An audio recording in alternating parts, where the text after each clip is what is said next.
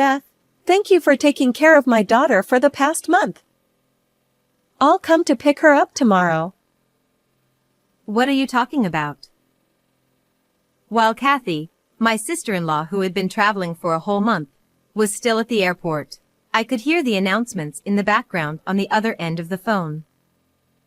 Unlike my calm response, she started to panic. Huh? No way! What are you talking about?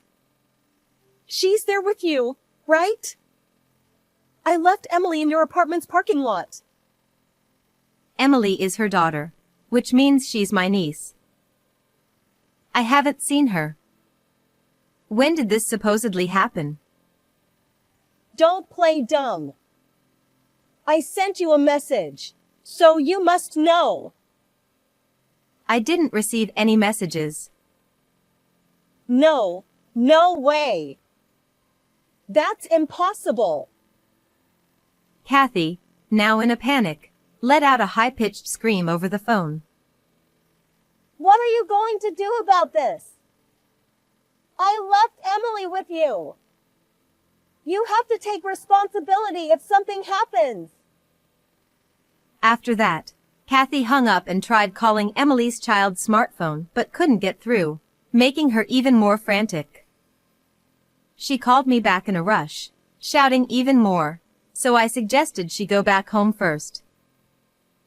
You know what? You're right. That's a good idea. She hung up and hurried back home, but what she found there was Steve, Emily, and me. Kathy mouthed wordlessly, seemingly wanting to ask why the three of us were together. Kathy, I've heard everything from these two. What? Hearing Steve's words, Kathy was taken aback and turned pale. My name is Beth. Until a few years ago, I worked in an office. At the age of 40, I decided to go independent and started working as a freelance illustrator. With my income increasing, I now live alone in an apartment. My work is mostly done from home, and I only go out occasionally for groceries or meetings with clients. I'm not married and don't have a boyfriend, but I'm still satisfied with my life. Friends sometimes ask if I get lonely, but I've never thought about it that way. I'm more fulfilled by my work, so I don't plan to look for a partner in the future. I do worry a little about my old age, but I think I'll deal with that when the time comes. In that sense, I sometimes surprise myself by how optimistic I am. Today, after finishing the deadline for one illustration, I took a short break at 3 p.m. and looked at the calendar. Then I suddenly realized that my brother's birthday was just around the corner. My brother, Steve, who is 5 years older than me, works as a salesman for a major publishing company and often goes on long business trips. As a result, he sometimes brings me souvenirs from his trips. Last month, he casually stopped by my place with some souvenir cookies, so I invited him in and made coffee, and we ate together. You don't need to bring me anything. You should buy more for Kathy and Emily. But I have to come to see you sometimes, too. I don't want you to collapse or something. Whether it's overprotective or just caring, that has always been one of my brother's good traits. Kathy and Emily are Steve's wife and daughter, respectively, making them my sister-in-law and niece. Although I never tell Steve, I find Kathy a bit hard to deal with.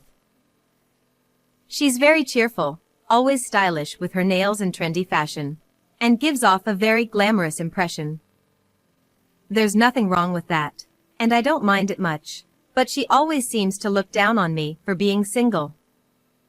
Even during a family gathering at Christmas, when she found out I didn't have a partner or even a boyfriend, she laughed out loud. Hey, do you think you're so young and beautiful that you can put off marriage? Do you even know what a marriageable age is? I believe marriage and relationships are personal choices. I don't think everyone needs to have a partner. When I responded like that, Kathy laughed out loud again. I don't know if it was the alcohol or what, but she kept teasing me about the same thing, and I got tired of dealing with it. One of my conditions for choosing an apartment was to find a place far from my brother's house, as I was fed up with her. However, I got along well with my niece, Emily. Emily, who is turning 10 this year, apparently goes to school with a cute light blue backpack. I haven't seen it myself, but she told me about it when she visited my home once. Beth, you're so good at drawing. Emily, watching me work on my illustrations, was thrilled as she looked at the drawings on my computer screen. I wish I could draw too. Oh, do you want to try? Can I? Yes. I still have plenty of time before the deadline, so you can try a little. Emily sat in front of the computer and eagerly started drawing. What she drew on the screen was her light blue backpack. She also mentioned that it was heavy because she had to carry a tablet as well. In the summer, she had to carry a water bottle, making it even heavier. I was really impressed by how hardworking Emily was despite being so small. According to Emily, Kathy lives as a housewife, and when Steve is away on business trips, she spends her time as she pleases. For dinner and lunch on school holidays, they buy and eat meals from grocery stores or supermarkets. I always do the laundry, and sometimes Mom does it. Really? Yes. And on days when we have PE, she gets really angry if there's any mud on my shoes. Why? What does your mom do at home? She's always on her smartphone or watching TV. To avoid upsetting her mother, Emily stays in her room or goes to the park or library. Hearing this, I feel concerned about Kathy as a parent, but I hesitate to interfere as an outsider. There was another time when we had a family gathering, and I saw Kathy harshly scolding Emily, who is usually quiet. I think she spilled some tea, but it was something that could have been easily wiped up with a cloth, and I thought it was unnecessary to get so angry. Mom is scary. She gets mad no matter what I say, so I can't say anything. Her words as she left that day, when she had drawn the light blue backpack for me, stuck in my mind like a splinter. I remembered that it was a sunny weekend day when Kathy left Emily with me, saying she was going on a day trip with her friends. I never imagined that a few days later, I would receive a similar message on my smartphone. It was around the time when the leaves in the nearby park had fully turned red, and the cold made me long for the sunlight. As I was returning to my apartment after running some errands, I saw a small figure standing alone next to the parking lot. She was wearing a light blue backpack and had a mask covering half her face, but I recognized her immediately. Emily? When I called out, her anxious eyes looked at me. It was indeed Emily. What are you doing here alone? And with all that luggage? A small carry-on suitcase was sitting beside her, making it look like she had run away from home. Mom told me to go to your house. Seeing the question marks forming above my head, Emily pointed to my bag and said, "On your phone." Maybe there was a message on my smartphone. I hurriedly took out my phone from my bag, and sure enough, there was a message from Kathy.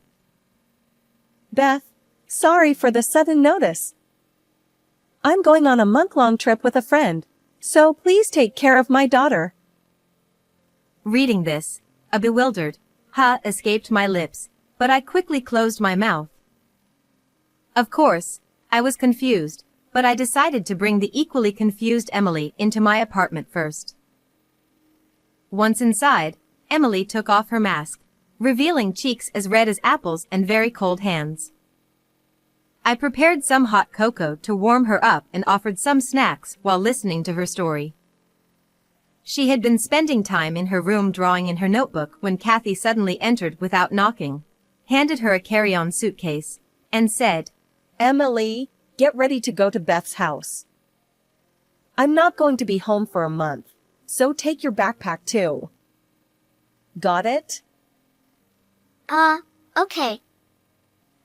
Emily hurriedly packed her notebook, pencil case, textbooks, tablet, and other things into her backpack. Meanwhile, Kathy was on the phone with someone, sounding very excited. Really? That's great. Hey, wait a minute. You're already drinking? That's too early. Her cheerful voice echoed through the house, sounding very different from her usual self.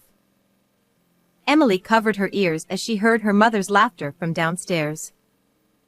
After the call ended, Kathy returned to her usual voice, put Emily and her luggage into the car, and left her at that place. When Emily got out of the car, Kathy said, I'm leaving you with Beth for a month, so be good. And told her to wait there. Emily had been waiting for me under the cold sky. Thinking about how she could catch a cold, I felt a surge of anger. But does my brother, I mean, your father, know about this? I don't think so. Mom doesn't seem to communicate with Dad much, she said while munching on chocolate cookies. Seeing crumbs on her cheeks, I thought it was cute, but also felt it was wrong not to inform my brother about the situation, so I decided to call him later. Beth, I don't want to stay with Mom anymore, Emily suddenly said while staring at the edge of her juice cup. She had a troubled expression that was unusual for a 10-year-old girl, who had been happily eating cookies just moments ago. Why? because Mom gets angry easily, throws trash cans at me, and I hate it. She throws trash cans? Even when I haven't done anything wrong. She tells me to get out of the way and throws things at me. The teachers at school don't believe me when I tell them, and I hate it. Large tears started falling from her eyes. She continued crying uncontrollably, and I spent the time soothing her and offering tissues until she calmed down. It was clear that what was happening to her was not normal. I decided to call Steve and see if he could come back. I stepped away and operated my smartphone out of Emily's sight, planning how to explain the situation to my brother. An idea came to me. All right, this should work. I whispered and called my brother. What? Emily is. Yeah. What's going on? He sounded quite shaken, his voice trembling slightly as he listened to my explanation. At first, he tried to dismiss it as a joke, but he eventually believed me and listened to the whole story. When I shared my plan, Steve agreed and said he would help by adjusting his work schedule and taking time off. Okay, please. I'll take care of Emily. I hung up the phone, deleted the message from Kathy, and returned to the living room, wondering if Emily had calmed down. I decided to treat her to something nice for dinner tonight, thinking about what to make as I took one step at a time back to her. Although Emily's school is a bit far from here, I explained the situation to the school, and they arranged for her to take the bus. This should make it easier for her to carry her heavy backpack with the tablet. I planned to bill Steve later for the bus pass, and I continued working from home as usual during the day. Emily wasn't enrolled in any after-school activities or programs, so she would come home after school and do her homework. Beth, can you check my homework? I was surprised, thinking that the teacher would normally do that, but Emily explained it wasn't the case. My classmates all have their moms check it. I did mine by myself. Realizing just how self-centered Kathy was, I picked up the red pen. After finishing grading her worksheets, It was time to prepare dinner. Whenever I went into the kitchen, Emily would follow me, eagerly indicating with her eyes that she wanted to help. Tonight we're making meatloaf. Could you start by peeling the onions? Sure. Emily quickly peeled the onions and followed my cooking instructions efficiently. I wondered where she had learned to cook but didn't have time to ask as we quickly finished making the meal.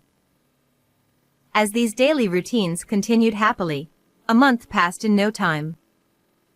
Anticipating it was about time, I looked at the calendar, and sure enough, my smartphone rang with a call from Kathy. Beth, thank you for taking care of my daughter for this past month. I'll pick her up tomorrow. What are you talking about? I replied calmly. Having been on vacation for a month, Kathy was still at the airport, as I could hear announcements in the background. What do you mean? I left Emily at your apartment, so you must know where she is. I haven't seen her. When did you supposedly leave her here? Don't play dumb. I sent you a message, so you can't say you don't know. I didn't receive any messages. Are you sure you didn't leave her with someone else? That's impossible. I know I left her with you. Kathy, clearly panicking, started screaming on the phone. How could you do this? I left Emily with you. You better take responsibility if anything happens to her. I'm calling Emily now. She angrily hung up after shrieking and then called back again, still yelling. She had tried calling Emily's child phone but couldn't reach her, causing her to panic even more. Kathy, maybe you should go home and calm down. You're right. That's a good idea. I'm going home. As she was about to hang up, I overheard her arguing with another person, seemingly a man, but I couldn't make out the details. The room fell silent again, like the calm before a storm. Eventually, when Kathy returned home, she rushed down the hallway with loud, heavy footsteps. As she opened the door and entered the living room, her face, previously contorted in fury with hair disheveled like a demon, suddenly turned pale upon seeing Steve, Emily, and myself gathered there. Kathy seemed to want to say something, her mouth opening and closing in shock, but no words came out. Steve spoke up. Kathy, I heard everything from these two. Also, the phone call earlier. What? Kathy replied. I put the phone on speaker so everyone could hear. It seemed easier for the conversation we need to have. By the way, Emily's smartphone was turned off, so it was natural she couldn't be reached. What were you thinking, doing something like that? Kathy exclaimed. The irony is rich coming from you. I said I didn't know earlier, but Emily has been staying with me for a month. Suddenly going on a trip and leaving a child unattended in front of someone else's house. What were you thinking? I left a message though. That's not the issue. Steve then spoke calmly, choosing his words carefully. Both of you, calm down. Kathy, it's true you went on a trip leaving Emily behind. Your appearance and luggage suggest you just got back. Kathy was wrapped in a warm coat, dressed neatly as if for going out. Her suitcase was bursting with items, likely souvenirs and clothes she had bought. It's true I went on a trip, but I'm a housewife too, you know? I needed a break. Doing laundry and cooking every day, it's repetitive and stressful. Can't you understand? Let me go out with my friends. Are these friends the same ones in these emails? I handed over several printed sheets. They contained email exchanges between Kathy and what appeared to be her affair partner, discussing plans like trips and outings, not just recently but since early last spring. On the day I took care of Emily, Kathy had gone cherry blossom viewing with this person. Her day trip with her friends was a blatant lie. Kathy covered her mouth as if to say oops. Actually, a few hours before Kathy arrived, I had checked the computer she uses, at Emily's request, and found this evidence in her email inbox. Emily had noticed her mother frequently staring at her smartphone, exchanging messages. But at some point, she began suspecting the other person might not be her father. Her suspicion turned into certainty when she saw a message on her mom's phone while she was asleep in the living room. It was from a man whose name she didn't know. She had heard the occasional voice on the phone, but it wasn't her father's. I had heard about her mother's affair half a year ago. Until a month ago, I had been half skeptical when Kathy suddenly said she was going on a trip, but after checking the computer just now, I realized Emily's intuition was correct. Looking at Steve, he was quietly but visibly shaking his shoulders. What have you done? I trusted you.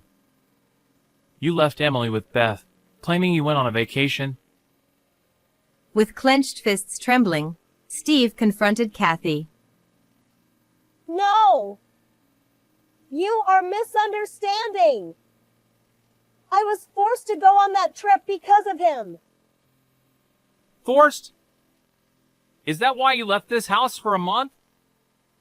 Come up with a better excuse. I was being threatened. Believe me. Emily, you believe me, don't you? Suddenly put on the spot, Emily responded calmly and steadily. Mom, you were on the phone before you left, and you seemed really happy. Plus, you made me do all the cooking and cleaning, while you just laze around and sleep. Emily glared at Kathy, her lips pursed in defiance. You told me to go to bed early, but you went out late at night and came back in the morning, then slept on the floor. You were being totally hypocritical. Steve, hearing this, pressed further. Going out at night? Does that mean you were out partying? No way!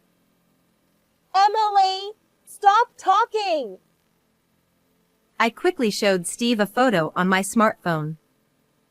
It was a picture of Kathy, dressed flamboyantly, leaving late at night. This was taken a few months ago. Emily contacted me, and I happened to be nearby and took this photo.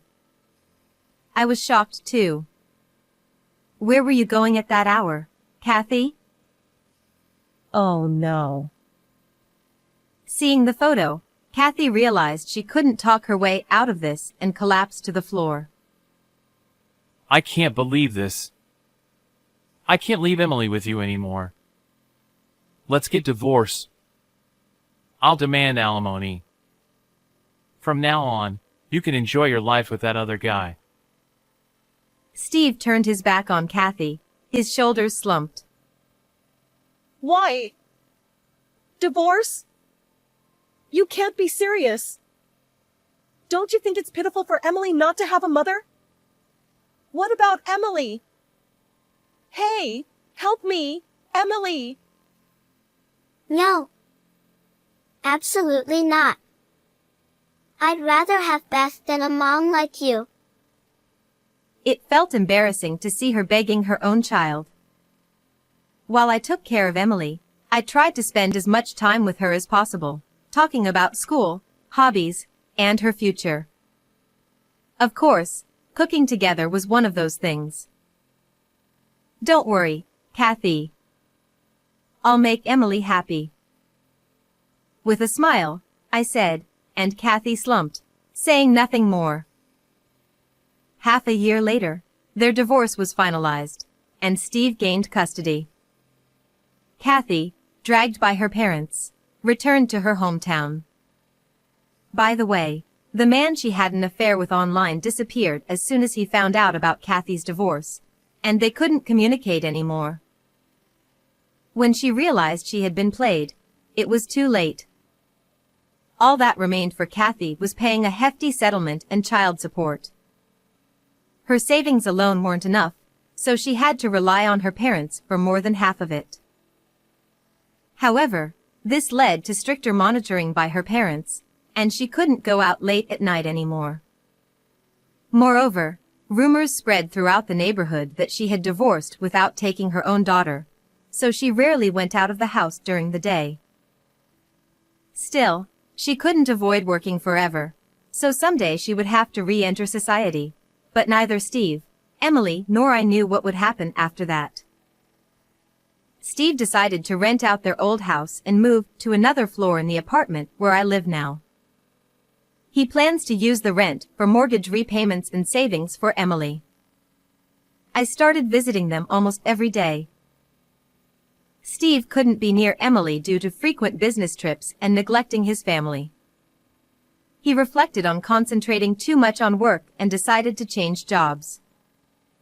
It must have been tough to switch careers in his 40s, but his sales performance was outstanding, and his communication skills were high. It wasn't surprising he received job offers from 2 or 3 companies and started working at one of them. I didn't know Steve's abilities that well, and I was surprised, but he had always preferred field sales at his previous company and gently declined promotion talks. I didn't find it interesting to stay on the same floor of the same company all the time. For that reason? But the new job is fully remote, right? That's right, but I think it's interesting to talk to various people. And above all, being with Emily is the best. Emily still carries a light blue backpack and goes to school. Moving changed her school district, and Emily had to transfer schools. She must have been sad to say goodbye to her close friends and teachers, but surprisingly, she seemed calm and even enjoyed her new school life. Emily, are you used to your new school? While cooking dinner together, I asked, and Emily chuckled softly. Yeah. I made a friend in the next class. Already? That was fast. Emily nodded shyly. Yeah, I'm going to her house next time to make meatloaf. That sounds fun. Yeah. Seeing her smile brightly like a flower in bloom, I couldn't help but smile too. Her dream for the future is to open a restaurant. Even though she's only 10, I think it's great that she already has such a solid dream. Emily told me the reason. That friend is like me. Her mom doesn't cook for her, so she cooks herself. That's why she said she wants to cook for people who don't have someone like us to cook for them. I see. I want to be like that too. So we're practicing making meatloaf. Her innocent smile briefly stirred my heart, leaving me with indescribable feelings, but I quickly put on a smile and said, "That's great. Emily's meatloaf will be delicious. I hope many people get to taste it." Hee hee. Right now, looking ahead, Emily seemed brave and shining brightly. Her dream won't end as just a fantasy or a delusion. I'm looking forward to the day when Emily grows up and opens her own restaurant. How did you like this story? Please subscribe to the channel too. Well then, let's meet again in the next video.